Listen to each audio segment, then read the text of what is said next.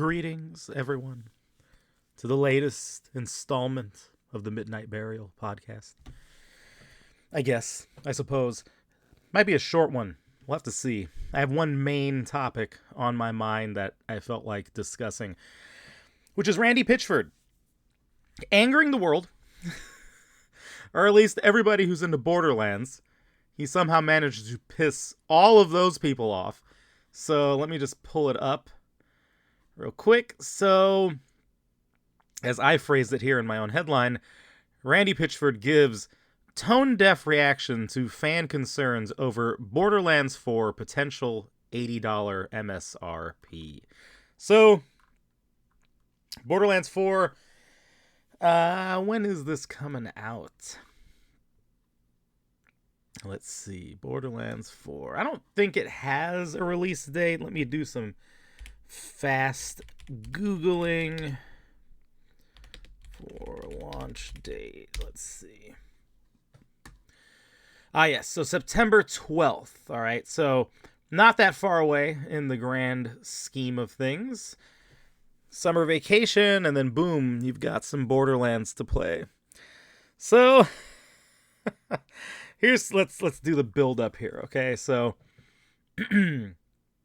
replying to somebody on X, this person says, Randy, this game better not be $80. Don't take that risk. A lot of gamers aren't going to pay $80 and feed this notion of constant increase of the price tag. You are the CEO. You have some say with the price when it comes to your publisher. Here's Randy Pitchford's reply. A, not my call. B, if you're a real fan, you'll find a way to make it happen. My local game store had Starflight for Sega Genesis for $80 in 1991 when I was just out of high school, working minimum wage at an ice cream parlor in Pismo Beach, and I found a way to make it happen. Wow. Let's get into this, shall we? So, first of all, I think it's pretty bogus to claim it's not my call. He probably has some say, not 100%, but he has some say. It's not like he's some nobody, right? This is like the head of Gearbox. Now this comparison to he spent $80 in 1991. It's like, okay, congratulations. You were once poor 30 years ago. It's probably, has been years since Randy has had to worry about the price of a game. He's missing the point. As the person who was talking to him pointed out, he's saying that gamers aren't going to pay the $80 and feed the notion of constant increase of the price tag. Now, there is no constant increase, right? Let's keep things fair. But there is no denying that Nintendo opened the floodgates for this crap. I've mentioned this before. I will mention it again. As Nintendo goes, so goes the industry. People, including Nintendo itself, even during the Wii era, I think Nintendo was trying to pull the whole, we're in a different ecosystem argument. No, you're not. You're a video game console and software manufacturer. Okay? So is Sony. So is Microsoft. You're all doing the same thing. You can try to dress it up. You can try to call it something else all you want. You're in the same industry as each other. Okay? The meme, your abuelita just calls everything Nintendo. All game consoles are just Nintendo. Like, that's an actual thing, okay? Anybody, and you don't have to be Mexican to connect to it. Almost anyone in the world can point and say, yeah, my grandma, my uncle, my dad, everybody just will call video games colloquially Nintendo. Nintendo is the industry. Now, this price point, this $80 price point that all of the industry became horny for. Make no mistake that when Nintendo announced Mario Kart World was $80, that executives around the globe all got erections and were like, oh, Nintendo's charging $80 now, so we're going to start charging $80. Everyone did. Now, I have pointed out, Nintendo's not the first to go in this direction.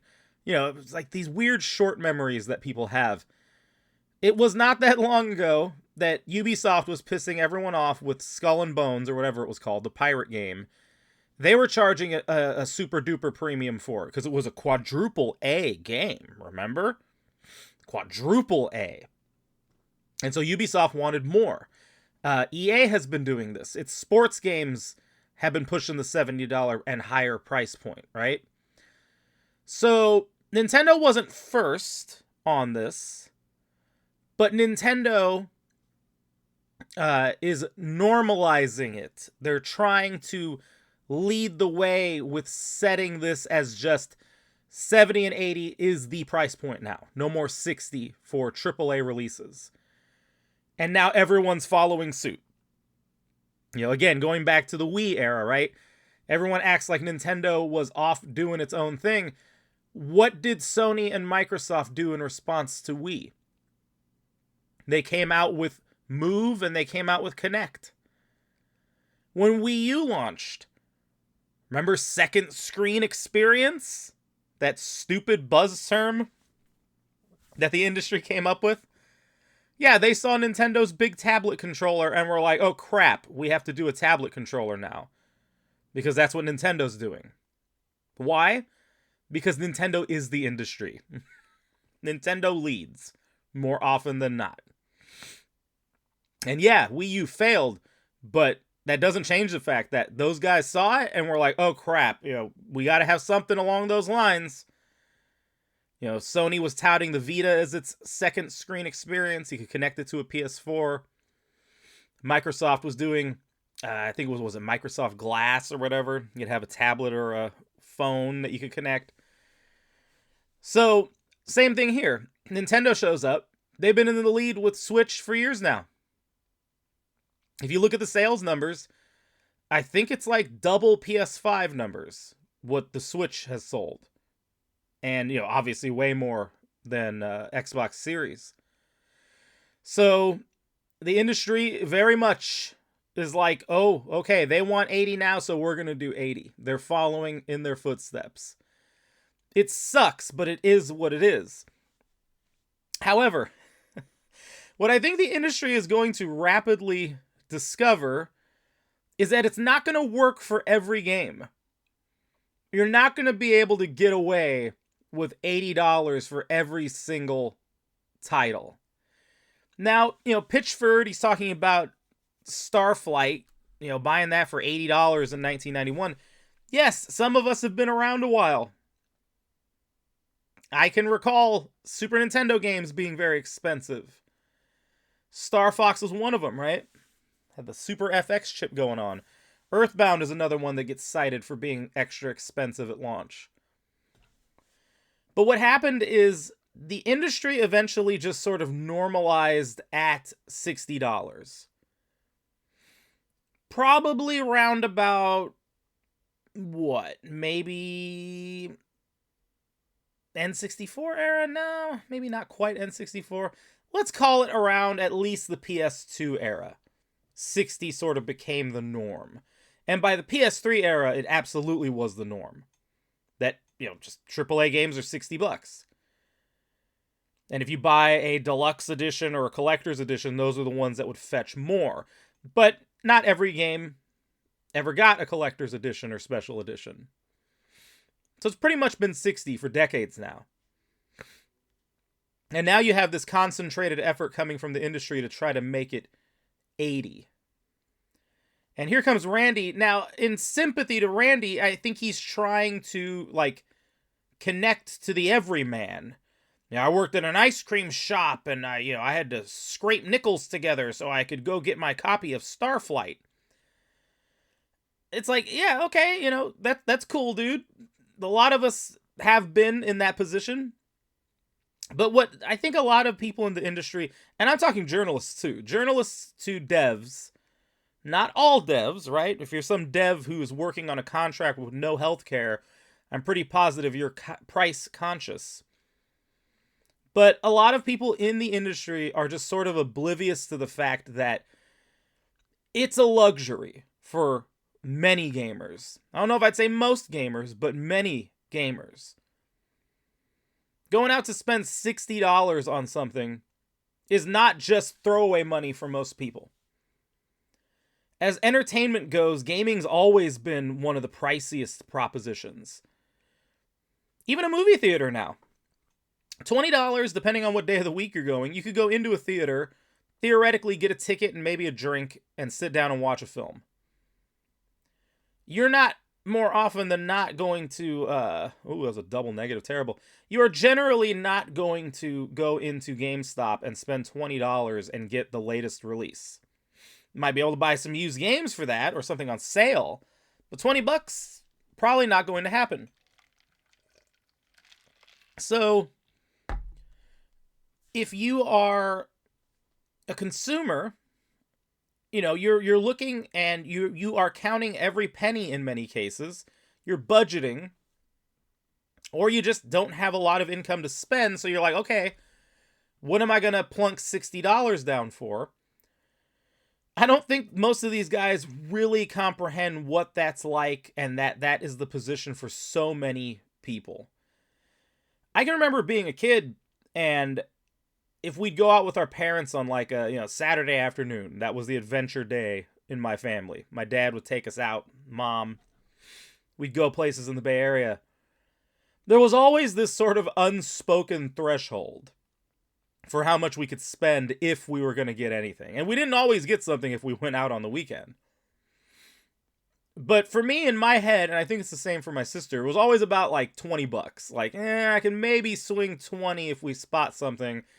Usually less than that. But anything over that? No way. My mom and dad weren't going to dish out, $60 on a random Saturday in October for a game. It's just not how it was. We didn't have the money for it. Okay? And how many of you listening, lived through that exact thing? Or even now are just like, yeah, I don't always buy a game when it comes out new. I wait. I wait until I see reviews. I wait until it goes on sale. Like, for a lot of people, it's a waiting game. I don't think Randy Pitchford quite understands that. He thinks it's some apparently barometer for loyalty. If you're a real fan, you'll find a way. My bank account might not, Randy. Have you thought of that? Have you thought of the fact that the you from 1991 who was working in the ice cream parlor, what was your situation? Were you working in that ice cream parlor because you were living on your own, barely able to make ends meet, paying for a shitty little apartment somewhere? I mean, I don't know the man's life story. It sounds like he was working at an ice cream shop because he just got out of high school and wanted pocket money. Or maybe he was saving up for some tuition or something. But the point is that's like, I don't know why he thinks that is some kind of excuse, that he scraped money together for something he really wanted. Like, you are selling product, my friend. You have to sell product at a reasonable price point. And a lot of people are not thinking 80 is very reasonable. Again, and it's not every game is going to be able to pull it off.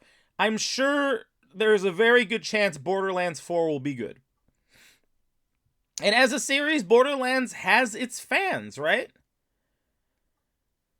But do you really think that Borderlands is going to command an $80 price point? I think there are a few games that really are in that kind of rarefied air of, like, people will pretty much pay anything. Maybe not anything, but, I mean, let's say $100, right? Like, that's the price that's been getting floated around for Grand Theft Auto 6. Is people will spend $100 for it. We've seen it with some of the sports games, right? Like the Super Duper editions for $100. You get, a bunch of legendary tokens or some bullshit. People are down to pay it. But the game has to be something that is like a thing. I don't know that Borderlands is among those games. It's not in that tier. Anybody who's worked retail, if you've ever worked at a GameStop especially, there are people who own a console and that machine is used for Madden and it's used for Grand Theft Auto. It's used for 2K and it's used for Call of Duty. Like, there are people who are like that, and there are consoles that are, or system sellers, games that are like that. You can think what you want of Call of Duty, but there's a reason that Sony was like taking Microsoft to court over that franchise alone. Because they're like, this thing pushes PS units. PS4, PS5, doesn't matter what it is. If Call of Duty's on it, there is a huge crowd of people that play it.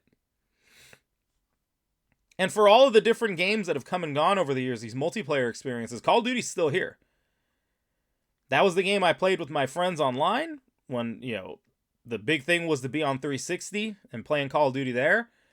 We're talking years now of this. That game has maintained. And there's others that have popped up over the years, like Fortnite, for example, but Call of Duty's still there. And so if Activision shows up next year and is like, you know, $80 moving forward, Call of Duty, people are going to pay it. Fair or not. But $80 for Borderlands 4, I don't know. I don't know if that's going to happen, Randy. Now, they haven't said it's $40 or $80, right? Might have said 40 there. I meant 80.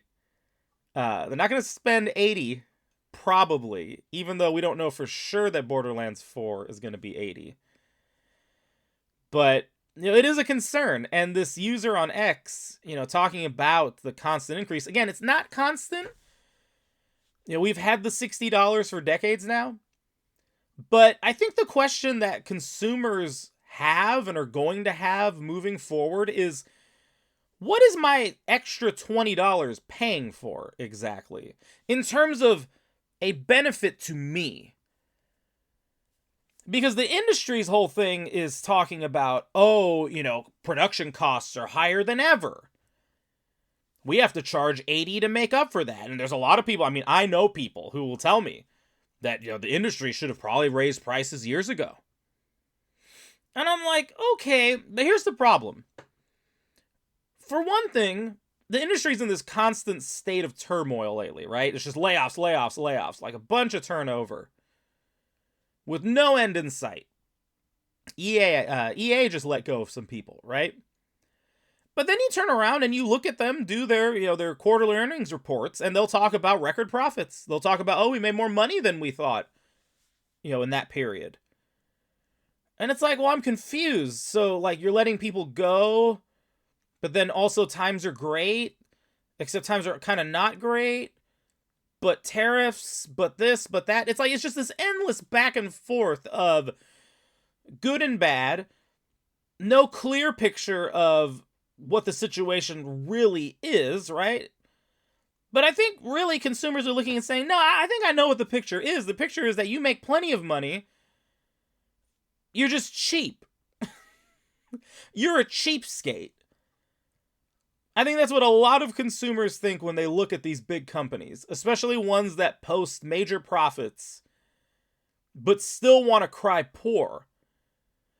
It's one of the things that, to me, that's a big turnoff for, like, crowdfunding.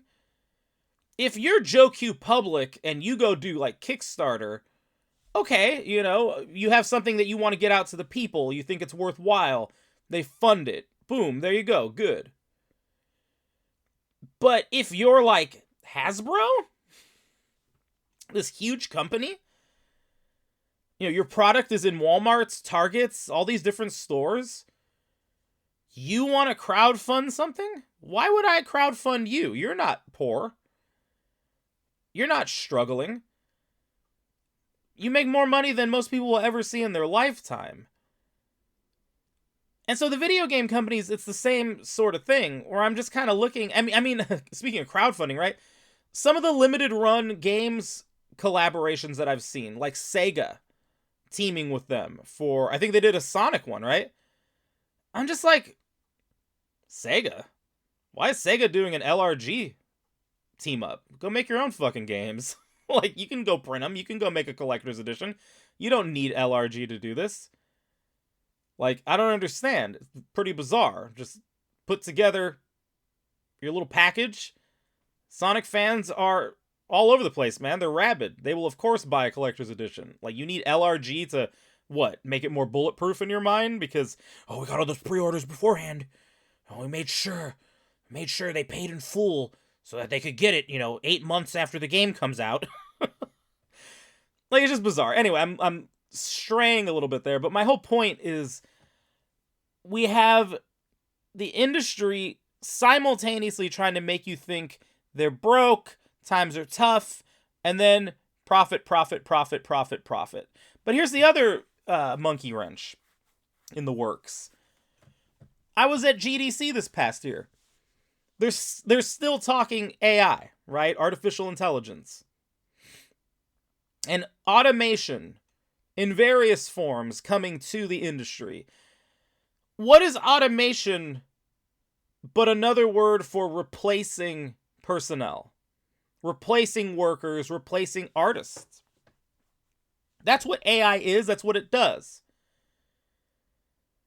So if you're a company that is, and they're all doing it, in some way incorporating AI, incorporating automation, in theory, your production costs are probably supposed to be going down as a result of that, right? It means less workers.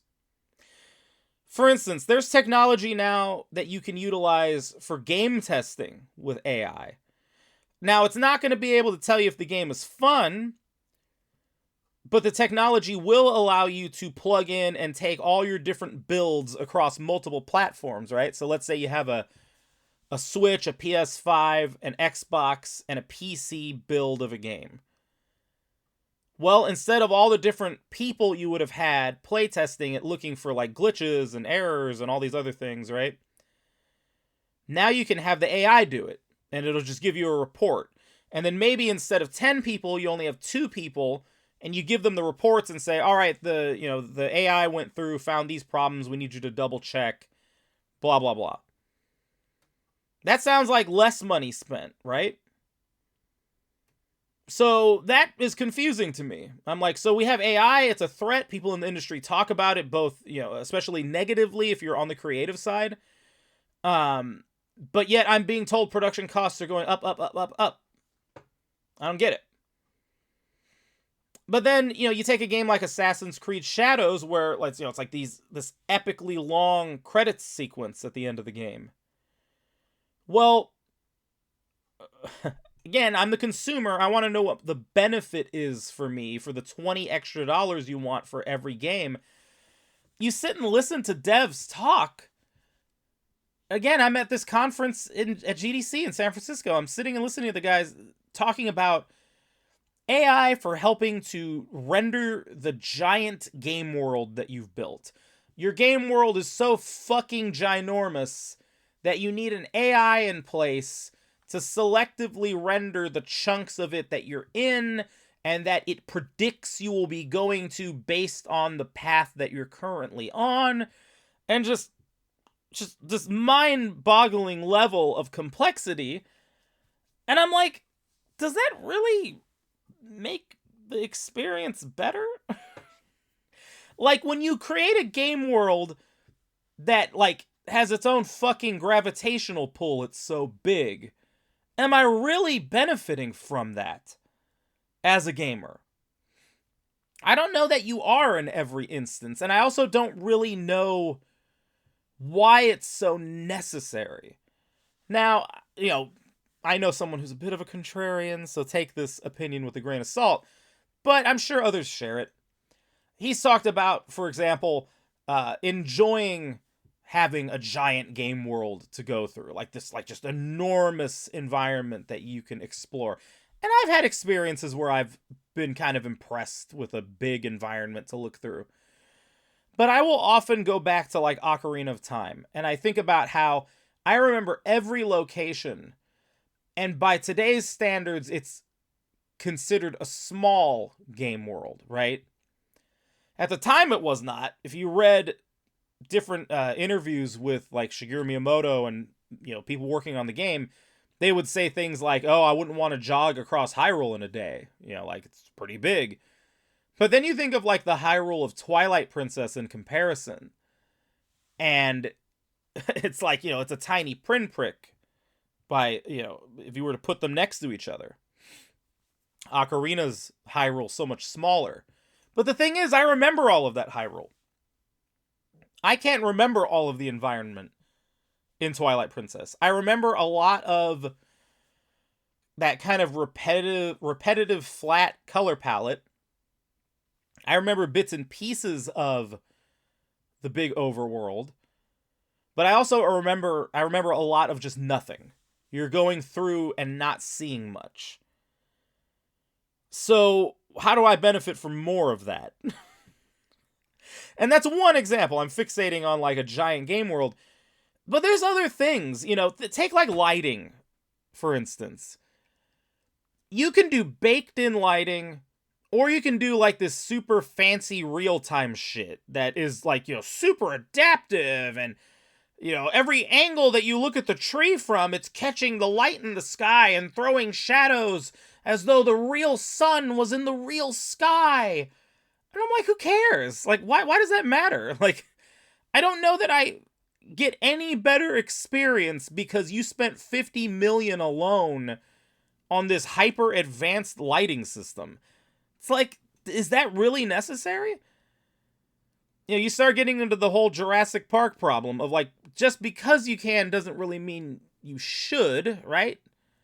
It's not necessary to incorporate this simply because you can.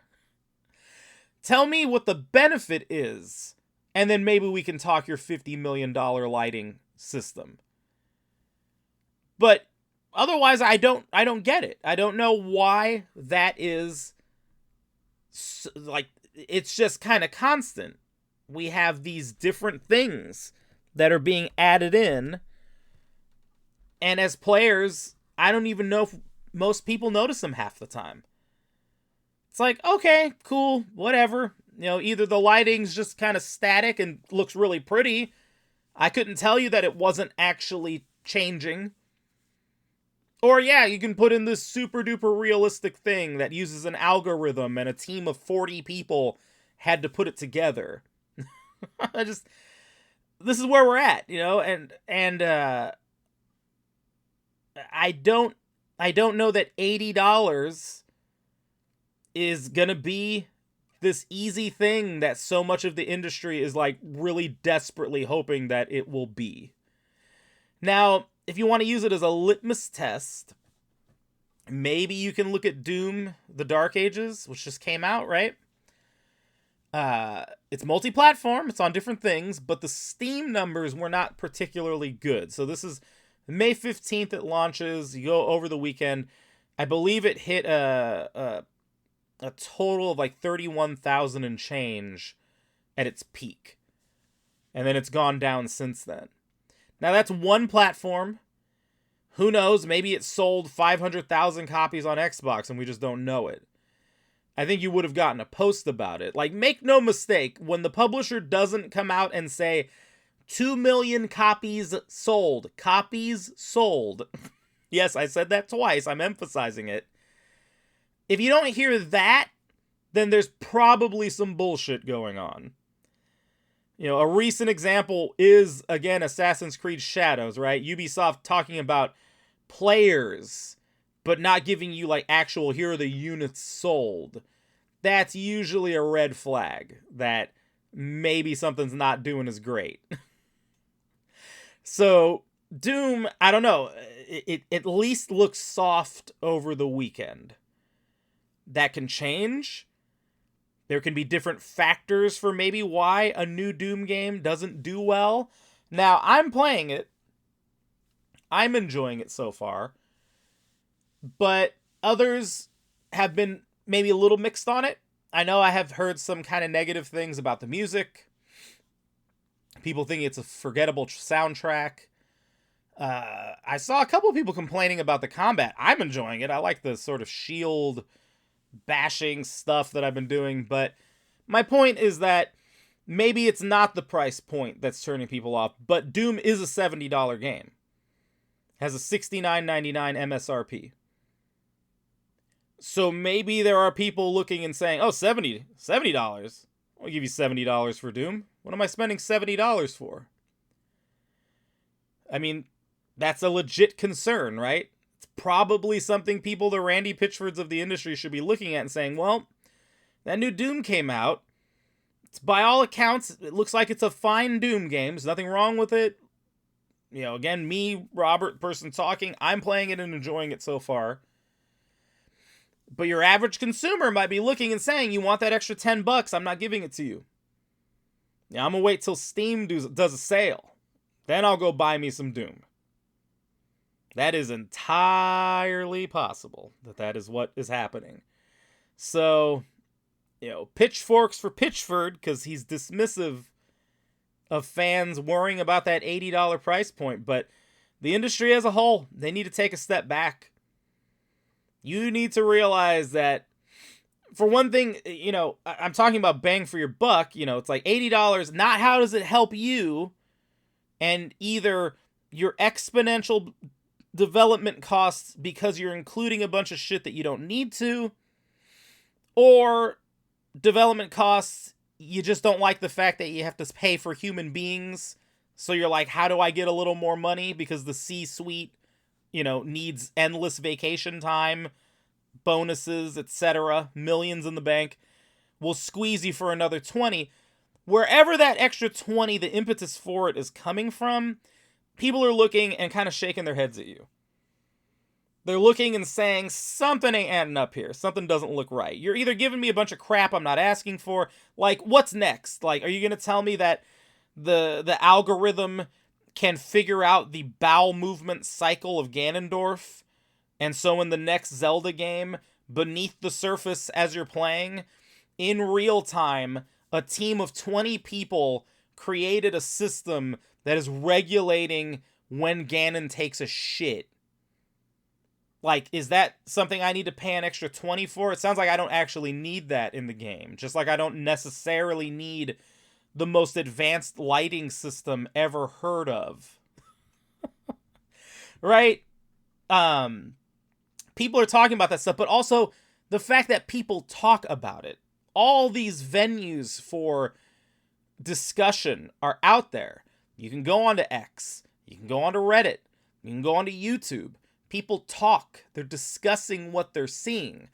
And one of the most damning things for the industry is that Clair Obscur, Expedition 33 comes out with a team of like fucking 30 people working with Unreal Engine 5, and they churn out an amazing game. A game that is on par with arguably anything else that's come out in the industry in the past few months. It's an amazing RPG. It has great voice acting. Looks beautiful. Not $80, not $70. It's not even a $60 game. So how can they do that, but I gotta potentially give you $80 for Borderlands 4? And let's face it, what is Borderlands 4 even going to be? Is this going to be something that is unlike any Borderlands game you have ever played? Is it going to just absolutely knock your socks off? It'll be a game that you save and pass down to your children and tell them, I remember the first time I played Borderlands 4. It was unlike anything that ever came out. I have a feeling Borderlands 4 is going to be a lot more Borderlands. Which, again, that's fine. That's good. People love Borderlands, right? But it's more Borderlands. And you want 80 for it. Why? I'm giving you 80 for a prettier Borderlands with some algorithms thrown in that maybe make something a little more different than before, but really it's just more Borderlands. What am I giving you the extra $20 for? That's what the industry needs to sort out. Because the customer is not seeing it. And when the customer is also getting games from small studios that take AAA productions and make them look like dog shit, that's another problem. I mean, we live in an era where you can be a broke-ass college kid and download Unreal Engine for free and make a kick-ass game and not have to pay anything for it until you've made, like, what is the threshold? It's like $1 million? Or is it might even be higher now. But, like, anyone can go mess around with the software, make a game, and it'll look professional grade. At least visually, right? It's up to you to get everything else working. You know, it's an engine. It doesn't make the game for you. But the point is that the tools are there, and in many instances, you're even seeing AAA studios utilizing Unreal Engine to make their stuff. So, what am I, again, giving you 80 for? I'd like to know. I think most consumers would like to know. Like, I'm sorry, fam, but we're all just people out here, okay? You know, in 91, little Pitchford was poor. Now he'll spend $80 on Uber Eats and not even blink. Seriously, a lot of these executives would look at you being concerned about your $80 and think, I spent $80 on lunch. What's your problem? My problem is I work a normal job. I have rent. I have to pay for my children. You know, I'm paying for utilities for my parents, and on. The different things that normal everyday people have to deal with. They're so far removed from these executives and some of these game design people. They just don't get it. But they will get it when their stuff doesn't sell. They will get it when the indie scene continues to produce software that is, in some cases, at least on par with what the big companies give, and don't charge you anywhere near as much. You know, the reckoning might be upon these people. We'll have to see. But those are my thoughts on the Pitchford dilemma. It's quite a pickle that he's created for Gearbox. All right, now, I guess since I mentioned it, and I kind of meant to talk about it in the previous episode, I will talk about Clair Obscur. It's a fantastic game. So if you have yet to play it, I highly recommend that you do. It is on pretty much everything. Now let me just pull it up, because I am playing Clair Obscur via Game Pass. So let's just see. How much will you be paying? It's a $50 game. I think I might have said it was $30 elsewhere. I should correct that if I type that somewhere. But Clair Obscur is a $49.99 game. It was made by Sandfall Interactive. Sandfall Interactive is a studio comprised of people who broke away from Ubisoft, is what I have been informed. So it's some expats, but then also some new people. Like they found people online that help like craft things like the story and stuff like that. So what is Clair Obscur? Well, it is the sort of game that the industry doesn't like making anymore, which is a turn-based RPG. I know, so naughty. You know, once upon a time, turn-based RPGs were what RPGs were. They were turn-based.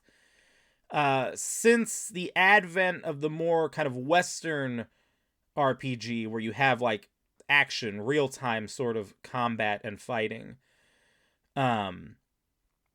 we've seen a shift, including in Japanese-made games, right? Like, the Final Fantasy games don't do turn-based anymore. Not like the big numbered releases.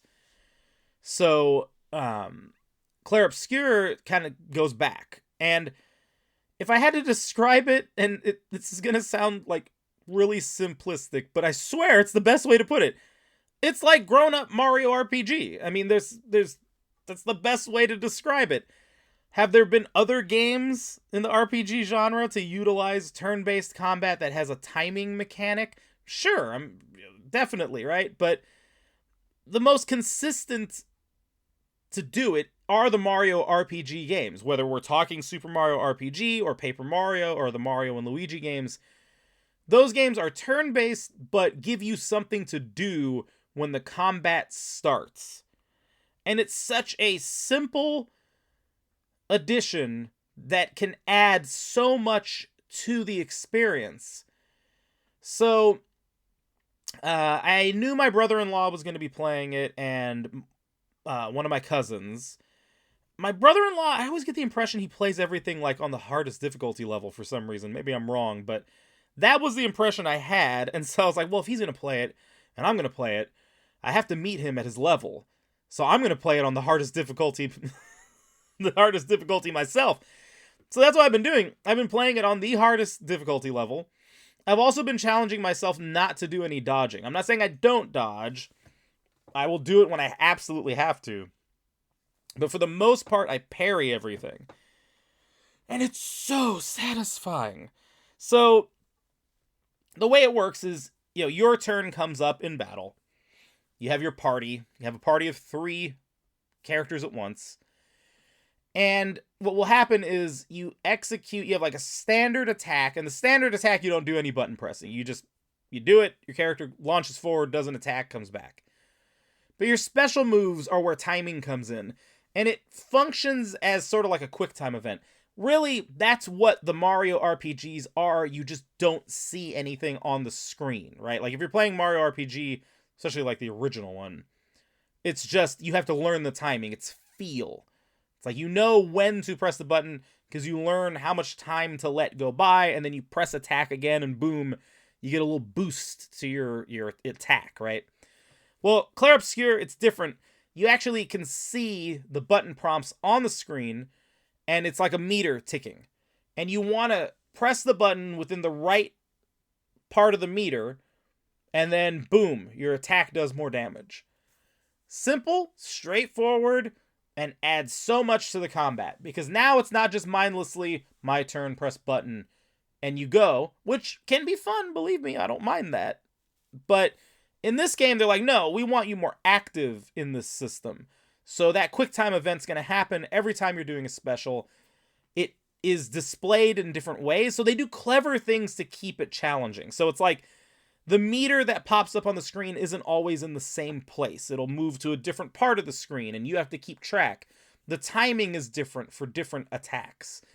Later on, you get these chroma counters that you can do, requiring you to press a different button. And at first I was like, why? What's the point? You just press the button. It can trip you up. Like you get so used to, I'm playing on Xbox, right? So I'm going to press the A button. It's like, oh crap, I'm actually supposed to be pressing right trigger. Darn it, I messed up. And then when you're playing on the higher difficulty levels like I am, you get your ass kicked. It's like you make 1 or 2 mistakes and the battle's done. So it's unforgiving, but it never feels unfair. It always feels like if I've died or if I've, messed up, it's on me. And so I always want to just go right back in and it's like, try again. Something's not working. It's not because of the game. It's because I need to get better. And when you get better and you overcome certain enemies or obstacles, it's so satisfying. It's a great combat system. And then the same thing with when you're on the defense and you're either dodging or parrying. So dodging actually can serve as like a training mechanism for your parry. So let's say an enemy's coming at you, you're pressing dodge. It's showing you on screen how precise your dodge was. So if you dodged at the exact right moment, it'll call it a perfect dodge. Well, that's pretty much the window for doing a counter. So instead of pressing the dodge button, you press right bumper, and now you're deflecting the blow. And if you're able to deflect all of the attacks in a particular bombardment, then you will do like an actual, like you will attack back, right? So your parry becomes a counter, and then boom, you do some damage back to the enemy. This is particularly helpful because enemies have a break meter. So if you're filling the break meter, that will usually tend to make it build up faster. So you just are rewarded for skill. Like your skill matters in the game. The better you get, the better you do in battle, the more rewarded for it you are. But that's not all. Clair Obscur also has a Pictos system. So these are like buffs and rebuffs that go into the game that you select 3 at a time. Okay, now, what is it? It's Luma, I think is the point system that the game has. Each character has a certain amount of Luma. You can keep adding to this number as well as you progress. So what happens is, you get Pictos. You are able to, let's say one of them is, what's the term? Like burning shots. Okay, that's one of them. For 1 Luma, or however many, well, let me backtrack a little bit. Let's just say I select burning shots. That's just a Pictos I'm using. It will give me the ability to fire shots. Oh yeah, I'm forgetting. In combat, you also have a free aim mode. So you have your attack, your special attack, and then free aim, where you're like shooting in some way. Like Gustav has an actual little pistol that he uses. Others use like energy shots. But you shoot at your opponents. There are actually weak points on them that you can find, hit, and do super damage, or disable them or cripple them in some way by getting off those shots. With a buff like the Burning Shots Pictos, what'll happen is now your shots will apply burn when you do them. So you pick 3, okay? You go through a certain number of battles. I forget what it is. It's like 3 or 4 battles that you complete. While having a certain Pictos equipped, you will unlock that Pictos for use across all characters in your party. But what you do is, besides the 3 Pictos you have selected, now all the other Pictos that you've been unlocking become available as like this kind of sub-selection that's based on your Luma points. So let's say I've moved on from Burning Shots. Now I've equipped a different Pictos of the 3 that I have, but I still would like to be using the benefit of Burning Shots. I can go in and equip it for, let's say, 1 Luma, and now I have that buff with the other 3 that are equipped. And as the game progresses, you just get more and more of these abilities. You have ones that stack up your AP points, so that's like your ability points so that you can do your special attacks. Well, I have some equipped that allow me to get an extra AP at the start of every battle. Or I have 2 of those equipped, so I actually get 2 extra AP at the start of a battle. I have Pictos where if I die, I instantly do damage to all enemies. You can cause a burn. I have Pictos that make the burns double. It's just on and on and on. And as long as you can keep everything within your allotted amount of Luma points, you can create this incredible build and do some serious damage when you're fighting enemies. It's a great system. Your weapons, they can be upgraded. Your weapons also grant different buffs. For example, I'm using a character named Verso. Verso has a sword that allows him to attack back to back. So you do one attack. I'm talking about like a basic attack, right? So he does this basic attack and then comes back and can do another turn right away. There's no delay. But the cool thing is there's a Pictos that actually lets you do that too, and it doubles with that, so he can actually do like multiple attacks back to back to back. It's just fantastic. It's such a cool combat system. It's so memorable. It feels like I'm playing something from a different era, honestly. But the other aspect of it that I'm really enjoying is there is something really French about it. Now, maybe I'm wrong, okay? You know, like, I dated a woman who lived in France for many years. She's fluent in French. The second I started playing, I was thinking of her, because I'm like, oh, there's, like, French singing, there's French language stuff, and the aesthetic has a feel. Now, they never actually call it France. It's Lumiere, right? Segue real quick. I can't remember who it is, but I've seen some fools online saying that this game is woke. I'm assuming because it's like a multicultural crowd that you see in Lumiere. It's the stupidest shit I've ever heard, okay? It's not woke. It's not France. I don't know what culture you think is being commandeered, which was the vibe I was getting from some of the criticisms I was saying. It's great. It's like not woke in any way that should bother anyone on the face of the earth. Now, it does have a heavily female cast. You have more female team members than male. But everyone's presented as an actual, authentic, cool character. And I was surprised because as I'm sitting through it, one thing I was worried about was I'm like, oh, okay, I got a white male lead, so that means they're going to diminish and shit on him every chance that they can get. No, nothing like that. No, like, girl boss kind of stuff going on. The main character is actually shown respect. He's allowed to lead. He's never diminished for the sake of diminishing him to prop up any of the other characters. He is on level footing the entire time. And again, the women characters are allowed to just be normal characters. They're not these weird Mary Sue types. It's just storytelling. My God, breath of fresh air. Even some of the narrative bits, I guess you could argue they are predictably unpredictable. I'm trying not to get into spoilers for anything. I know the game's a little old at this point, but I'm sure many of you are still discovering it for the first time. But it's pretty impressive in terms of just, I think, decent storytelling. Now, there are times where some of it can drag. Like, there's these character interaction moments where you're building up, like, relationship levels when you go to camp, which I'll discuss in a moment. Some of that, I'm just like, I don't really feel like sitting and listening to all of this. But for the most part, I find the story engaging, and I want to know where it's going.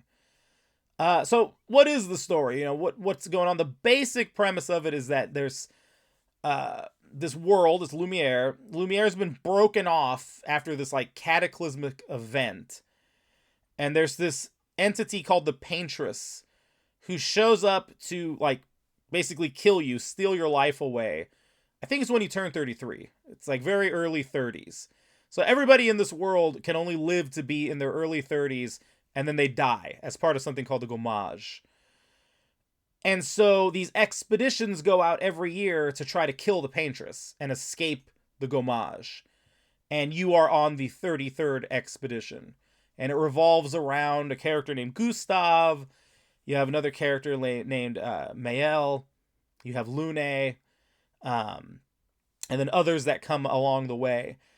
And I've enjoyed just, like, everybody. Even the goofy characters. So, like I said, this game, it feels like something from another era. Like, I legitimately will remember this game, like, for the rest of my life. Like, it is, it's impactful in that way. Like, it's genuinely fun, engaging. The world building's done well. So you have these characters called gestrels, for example. They look like the little wood mannequins that you pose for art. And they have, like, for their head, their hair is like paintbrush bristles. They're super bizarre. They have this funny little language that they speak. Their entire gimmick is that they love to brawl. Like, they're just beating the shit out of each other all the time, constantly training. Normally, I would not like characters like this. They're usually too goofy, stupid, whatever. They're handled really well here. They're actually kind of charming. There's another race that you run into that, like, to me reminded me of, like, Ice Goron. So, like, the Goron from the Zelda games, right? It's like an icy version of them. But again, I mentioned French, right? There's mimes that you fight, which are hilarious. But just, like, the overall look, feel, design, it's very Eurocentric. I love it. It's something different. JRPGs, especially if they're going for, like, kind of a medieval feel, they're going for a look. Yes, it's still very much Japanese, but Japanese trying to interpret, like, a Euro medieval setting, right? This is just these French developers, I'm assuming most of them are French, probably. It's Ubisoft, giving you something different. Like, looking at the outfits that everyone's wearing, especially the fabrics. There's one level where there's, like, a lot of fabric flowing around in the environment. And, like, everything about it just screamed that part of the world. And it was so satisfying and neat and different. That alone is worth the price of admission. The enemies that you fight are pretty varied. Again, it's timing based. So, like, in some ways, you're looking for a rhythm, which kind of reminds me of Mother 3, if you've ever played that game. So in Mother 3, there's a rhythm that you look for with enemies that you're fighting. And you want to time that rhythm in your button presses. Kind of like that here, where when you're doing your counterattacks, when you're parrying, you're looking for the rhythm that enemy's going for. So that way you can try to time it accordingly. So it might be like, oh, this enemy's coming at me. I have to do press, press, press. And then another enemy comes and it might be more of a rhythm like press, press, press, press, press, press. Some of the bombardments are more complex than others. You might get 5 or 6 attacks in a row. Others might just do 1 or 2. And even if they only do 1 or 2, they might stagger the attack so that it's you get 1 attack and then it's making you wait. You're waiting for it to come. And if you accidentally press your counter too soon or too late, it's off and then you take damage. But the look of the enemies too, they're really disconcerting. You have these kind of marionette creatures. You have these doll-like enemies with glowing eyes. Just tons of variety in terms of the look of the foes that you face, and I'm loving every bit of it. I guess the last thing I'll touch on is the overworld. So in Clair Obscur, you have an open world that you can explore, but what the game does is once you've exited a region, you're on the world map. And the world map becomes, it feels like it's shrunk, basically. So, you're exploring, and it's a huge region, but instead of making it, frickin' astronomically gigantic, because it's shrunk down, you're able to explore these huge areas without it having to take too long. And you're actually rewarded for exploring. So, because it's condensed, it feels like more areas matter as opposed to just being fluff and filler. And you go in and you either are finding recordings that you can play back at your base camp. You're finding different enemies that you can battle so that you can try to harvest experience and level up. You are just finding whole areas that you can go to. There's this cool thing that they do too where you find a spot, and that spot is just simply a location where there's one item to pick up, and you can just, it's a single screen basically. You don't move around it. It's just a setting that you can kind of look at. I thought that was interesting. It's oh, okay, it's not a whole region for me to explore. It's just one little tiny pocket, and there was a collectible, and that's it. I think Ship Graveyard is one where you show up and there's a bunch of ships in the water, but you don't actually go and look around it. It's just almost like a scene that they've created. It's cool. Oh, sorry, one more thing. I mentioned that idea of leveling up. You also can customize your character's stats. So you have points that you can assign. If you want their might to be at a certain level, if you want their luck to be at a certain level, you can assign points as you see fit. You can also reallocate with it's called a recoat, where you can be I don't really like the build I've made so far. Use a recoat, you can reassign all of your points. Pretty cool. And then base camp, anywhere on the overworld, you press down on the D-pad, you set up camp. That's where you do relationship building. There's a character who will help you to level up your weapons. You can also, you have, so you don't have traditional potions in the sense that you have to go buy them. You have 3 flasks that allow you during battle to either revive, heal, or add AP to a character. You, as the course of the game goes on, find these shards, I think they call them, and then you can keep boosting that. So instead of having 1 revive, you can have multiple revives. Of course, you have characters later on who can actually revive for you, but, there's situations where you'll need to revive them, so those come in incredibly useful. And then, again, back at camp, the character, I'm not going to name him, but this character also allows you to assign Luma points. So, Luma is something you can collect in the overworld and in battles, and you can assign, I want this person to have 12, this one can have 8, however you want to do it. So that's another aspect of the customization and freedom in this game that is very welcome. So I can't recommend it enough. The only thing that could potentially be a downfall is if it doesn't stick the ending. Not quite at the ending yet. I'm very close. I'm in the last part of it. I'm curious to see where it goes, but I've enjoyed it so far. And if nothing else, the combat has been great. And from what I can tell, there's a lot of like post game that you can still engage with. I'm having so much fun with Clair Obscur. It might end up being my game of the year. It's gorgeous. You know, it was built in Unreal Engine 5, but like these guys went crazy with like their own character models and good voice cast as well. And there's a lot of notable names in the game. I was laughing because as it started, I'm like, oh, I knew some celebrities were in this. I guess Robert Pattinson is playing Gustav because he looks just like Robert Pattinson. And then I'm like, oh, it's Charlie Cox. Why does Daredevil have Batman's face? I'm confused. Why is Charlie Cox's character model basically Robert Pattinson? Like, maybe there's an interview I'm unaware of or something. Like, maybe if you ask the devs, they'd be like, oh yeah, we were totally making this for Robert Pattinson to play, and then it didn't work out, so we're like, oh, well, Charlie Cox it is. But he's very good in the role. Forgive me, I'm going to forget the poor guy's name. He's the dude that played Clive in the last Final Fantasy. He's in the game. Very good. Andy Serkis plays a character. So it's a great voice cast. Again, I got actual, like, celebrities lending their voice talents to this game. It's hours of gameplay, incredibly well designed, both in terms of its mechanics and its visuals. This great soundtrack, mostly great. There's some songs I'm not huge on, but good soundtrack, $50.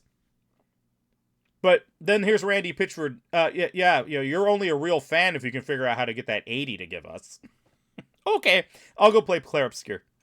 And so should you.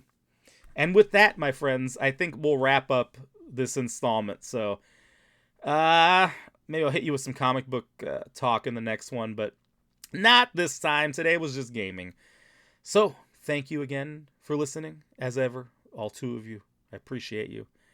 Spread the word. Trying to be regular with this.